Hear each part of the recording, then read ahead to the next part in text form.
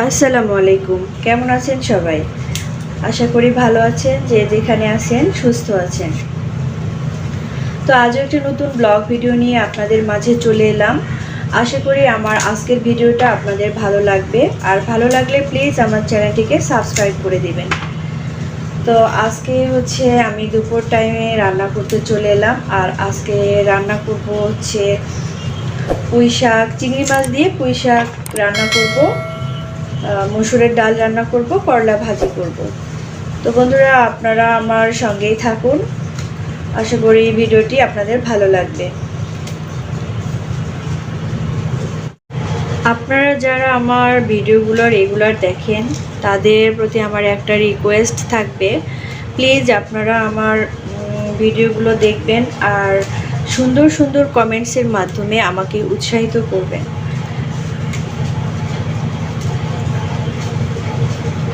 তো এই পুঁই শাক চিংড়ি মাছ রান্না করব।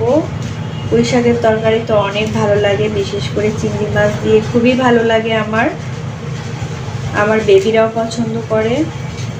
তো ভিডিওটি দেখতে থাকুন বন্ধুরা, সঙ্গেই থাকুন। আপনারা যারা এখন আমার ভিডিওটি দেখছেন, প্লিজ একটা লাইক দিয়ে ভিডিওটি কন্টিনিউ করুন। আর যারা এখনও আমার চ্যানেলটিকে সাবস্ক্রাইব করেনি, প্লিজ আমার চ্যানেলটিকে সাবস্ক্রাইব করে দিয়ে আমার পাশেই থাকুন।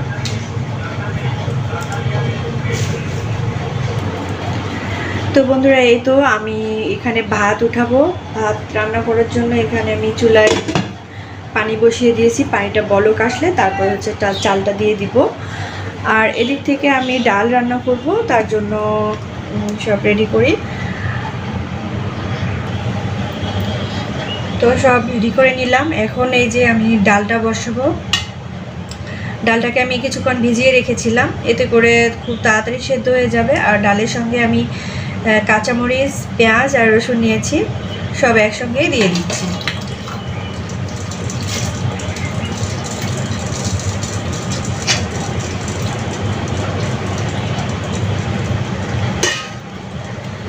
দিয়ে দিচ্ছি এখানে সামান্য একটু সয়াবিন তেল,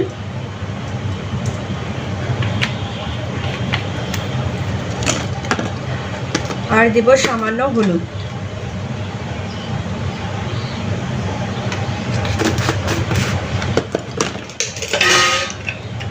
এখন এটাতে ঢাকনাটা লাগিয়ে বসিয়ে দিব।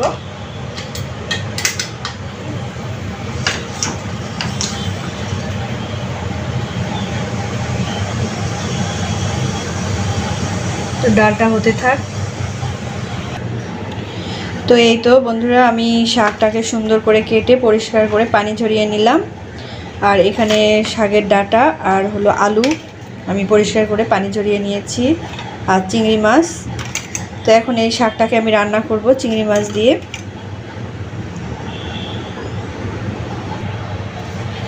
আর ডালটা আমার হয়ে গেছে বন্ধুরা, ডালটা এখন নামিয়ে নিব।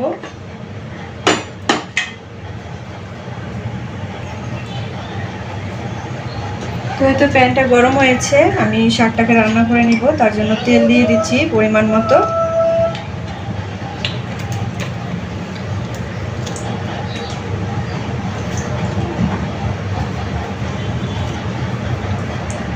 এখন দিয়ে দিচ্ছি এখানে পেঁয়াজ কুচি,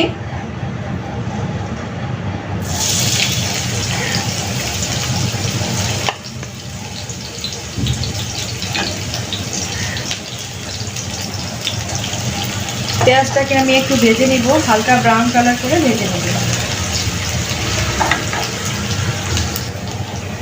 এখন দিয়ে দিচ্ছি কাঁচামরিচ ফালি করে রেখেছি, কিছুটা দিয়ে দিলাম। খুব বেশি করে দিলাম না, কারণ মরিচটাতে অনেক ঝাল আছে, এই কারণে দিলাম না। দিয়ে দিচ্ছি রসুন, থেতো করে নিয়েছি, রসুন দিয়ে দিচ্ছি, দিয়েও একটুখানি ভেজে নিব।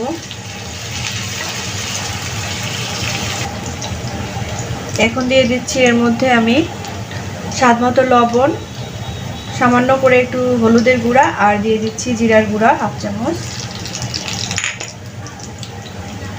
ধনিয়ার গুঁড়া হাফ চামচ। এটাকে একটু সময় আমি কষিয়ে নিব।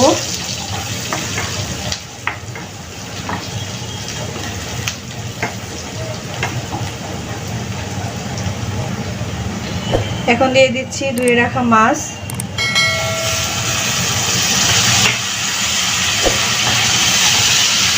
দিয়ে একটু ভেজে নিব।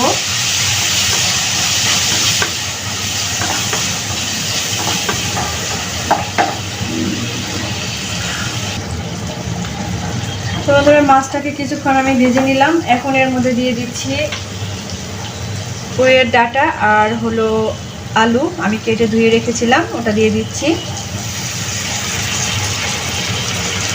দিয়ে সব কিছু একসঙ্গে নেড়ে চেড়ে মিশিয়ে দিচ্ছি।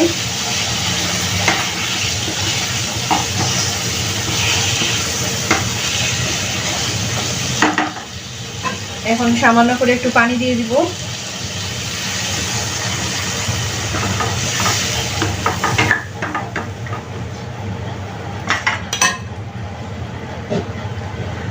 ঢাকনা দিয়ে ঢেকে মিডিয়াম আঁচে আমি রান্না করে নিব। তো বন্ধুরা এই তো পানিটা শুকিয়ে গেছে।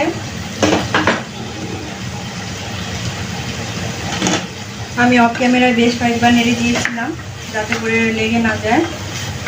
আর এখন এর মধ্যে যে ধুয়ে রাখা শাকগুলো আমি দিয়ে দিচ্ছি।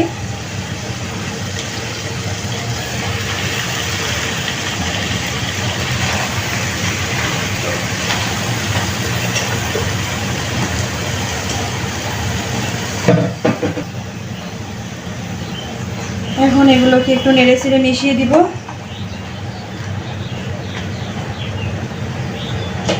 ঢাকনা দিয়ে ঢেকে দিব। মিডিয়াম আঁচে রান্না করতে হবে শাকটা, তাহলে শাকের কালারটা সবুজ থাকবে।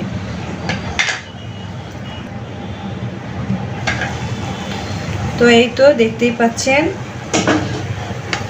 শাক থেকে কিন্তু বেশ পানি বেরোবে, কারণ শাকে পানি থাকে, এক্সট্রা করে পানি দেওয়ার কোনো প্রয়োজন নেই। শাক থেকে যে পানিটা বের হবে এটা দিয়ে রান্নাটা হয়ে যাবে, তাই এটাতে আর পানি দিব না। আবারও আমি ঢাকনাটা লাগিয়ে দিচ্ছি। আর এই শাক রান্নার ক্ষেত্রে চুলার আঁচটা একইভাবে রাখতে হবে, মিডিয়াম আঁচে রান্নাটা করে নিতে হবে, কমা বাড়া করা যাবে না, তাহলে কিন্তু শাকের কালারটা নষ্ট হয়ে যাবে। তো বন্ধুরা এই তো শাকটা আমার হয়ে গেছে প্রায়, দেখতেই পাচ্ছেন শাকের কালারটা কিন্তু ঠিকঠাকই আছে, সবুজ।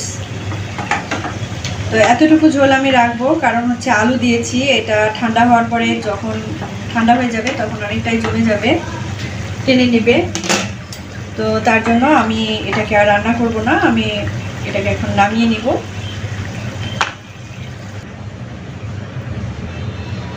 তো বন্ধুরা এই তো আমি শাকটাকে নামিয়ে নিলাম। এখন আমি ডালটা বাগার দিয়ে নিব।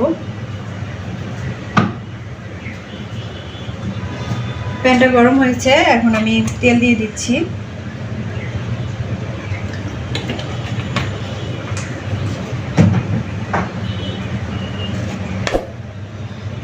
আর তেলের মধ্যে এখন দিয়ে দিচ্ছি আমি পেঁয়াজ কুচি, রসুন কুচি আর একটা শুকনো মরিচ মাঝখান থেকে ভেঙে দিয়েছি। আর দিয়ে দিচ্ছি জিরা, সামান্য করে একটু জিরা দিয়ে দিলাম।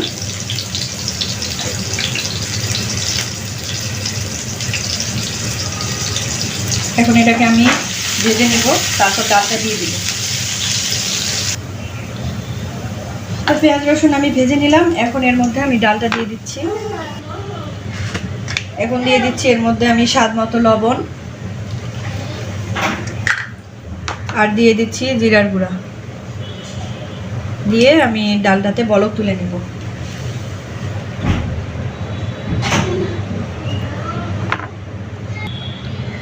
তো বন্ধুরা ডালটাকে আমি নামিয়ে নিলাম। এখন আমি করলা ভাজি করব। তো করলা ভাজি করার আগে আমি দুটো ডিম ভেজে নিব।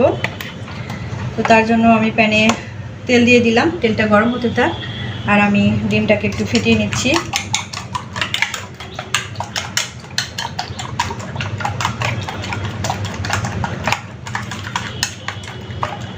তো আমার ভিডিওগুলো কেমন লাগে অবশ্যই বন্ধুরা আপনারা সুন্দর সুন্দর কমেন্টস করে আমাকে জানাবেন। ভালো লাগুক মন্দ লাগুক যেরকমই লাগুক না কেন আমাকে কমেন্টস করে জানাবেন। তো ডিমটা দিয়ে দিচ্ছি।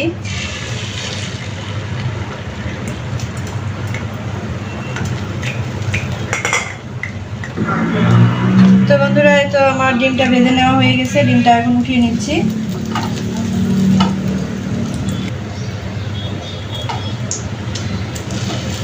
ডিমটাকে উঠিয়ে নিচ্ছি। আর এদিক থেকে এই তো আমার ছোট্ট বাবাটা আমার কোলে উঠে বসে আছে। এখন আমাকে কোলে নিতে হবে, তাই না বাবা? বাবা সোনামণি, কোলে নিয়েই রান্না করতে হবে। তো ডিমটাকে উঠিয়ে নিলাম। এখন এই প্যানেই আমি করলাটা ভেজে নিব।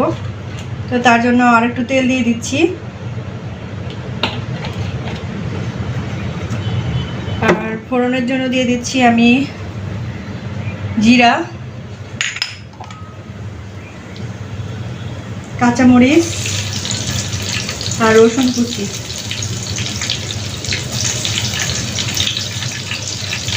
আব্বু একটু নামো বাবা। ও বাবা না,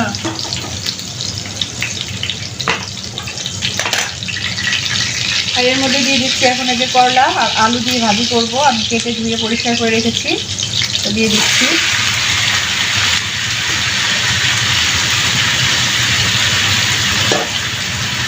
দিয়ে দিচ্ছি স্বাদ মতো লবণ। এখন এটাকে নেড়ে চেড়ে আমি মিশিয়ে দিব, তারপর এটাকে ভেজে নেব।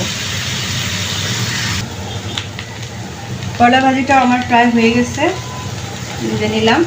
এখন এর মধ্যে দিয়ে দিচ্ছি আমি লাস্টের দিকে আমি পেঁয়াজ কুচি দিয়ে দিব। সব ভাজির ক্ষেত্রে আমি শেষের দিকে এসে আমি পেঁয়াজটা অ্যাড করে দিই, এতে করে ভাজি খেতে ভালো লাগে।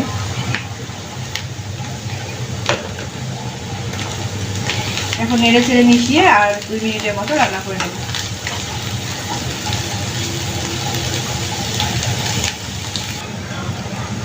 তো বন্ধুরা, এত করলা ভাজি আমার শেষ করা।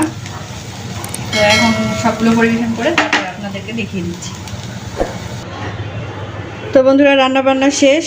এই তো পুঁই শাক চিংড়ি মাছ দিয়ে রান্না করলাম, সাদা ভাত, মসুরের ডাল, করলা আলু ভাজি আর ডিম ভাজি। তো বন্ধুরা, এই ছিল আমার আজকের রান্না বান্না। সবাই ভালো থাকবেন, সুস্থ থাকবেন, আর আমার চ্যানেলটিকে সাবস্ক্রাইব করে দিবেন প্লিজ। আর যারা ফেসবুক পেজ থেকে দেখছেন, আমার পেজটাতে ফলো দিয়ে লাইক কমেন্ট শেয়ার করে দিবেন। ধন্যবাদ সবাইকে।